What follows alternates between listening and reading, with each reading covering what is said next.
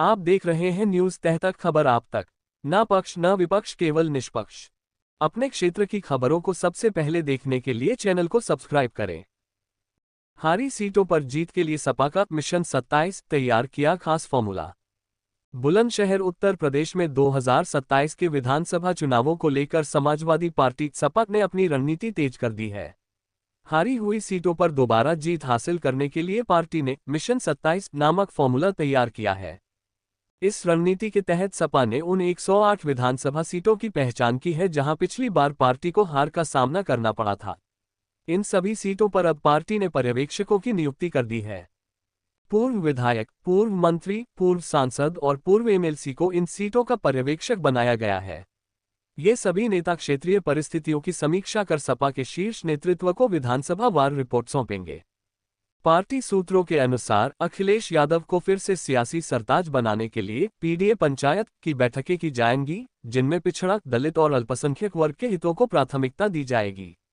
सपा का फोकस अब बूथ स्तर तक संगठन को मजबूत करने और स्थानीय मुद्दों पर आंदोलन खड़ा करने पर है।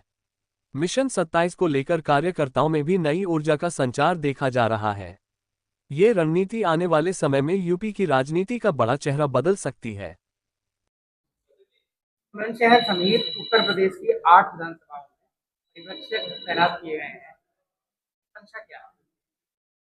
देखिए, 8 नहीं किए गए हैं, 5 किए गए हैं। जो लोग हम पहले जीते थे उनमें नहीं किए गए, जो अभी हारे हैं वर्तमान में उन सीटों पर किए गए हैं। इनकी पार्टी की मंशा ये है, इस समय प्रदेश में जो जन विरोधी सरकार चल रही है उससे तमाम तरीके के उत्पीड़न हो रहे हैं और जो जनप्रतिनिधि हैं वो केवल अपनी सरकार की उपलब्धियां गिनाते हैं, क्षेत्र में क्या किया ये कभी बताने का प्रयास नहीं करते हैं। हम लोग 2027 में किस तरीके से इस क्षेत्र की जनता को न्याय दिलाया जाए, चाहे बिजली के रूप में हो, चाहे किसान हो, चाहे मजदूर हो, अल्पसंख्यक, दलित, सभी वर्ग के लोग जो त्रस्त हैं उन सबको न्याय दिलाने के लिए माननीय राष्ट्रीय अध्यक्ष जी ने हम लोगों को प्रभारी बना के भेजा है हर में विधानसभा में। और हमारा काम यह है कि आप उस क्षेत्र में पता करिए क्या समस्याएं हैं और जो हमारा संगठन है वो किस तरीके से काम कर रहा है। हम अपने संगठन को चुस्त दुरुस्त बनाकर जो आम आदमी उससे जोड़ने के लिए जो लोग दुखी हैं, प्रभावित हैं, उनकी मदद करने के साथ साथ जो भी खामियां हैं सरकार की उनको जनता के बीच में ले जाकर एक रणनीति तैयार कर रहे हैं कि संगठन को मजबूत करके किस तरीके से इस सरकार से निजात पा सके। 2027 में समाजवादी पार्टी की सरकार 2017-2022 में तो आप आए, 2027 में किस तरह चाहिए, क्या चलेगा? इसी तरीके से तो हम रणनीति बना रहे हैं। देखिए, लगातार जो सरकार जन विरोधी काम कर रही है, अभी मैंने आपको बताया कि बिजली का इस समय प्रदेश में इतना उत्पीड़न है, इसी के परिप्रेक्ष्य में किसानों को उनकी फसल का उचित मूल्य नहीं मिल रहा है। जब सीजन आता है तो न डीएपी न यूरिया उपलब्ध नहीं हो पाती किसी भी दर में, तमाम तरीके की समस्या है।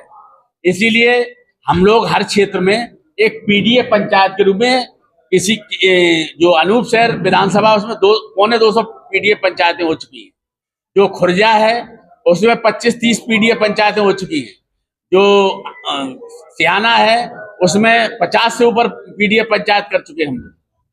जो आपका बुलंदशहर है उसमें 20-25 पंचायतें कर चुके हैं। सिकंदराबाद में 100 से ज्यादा पंचायतें कर चुके हैं।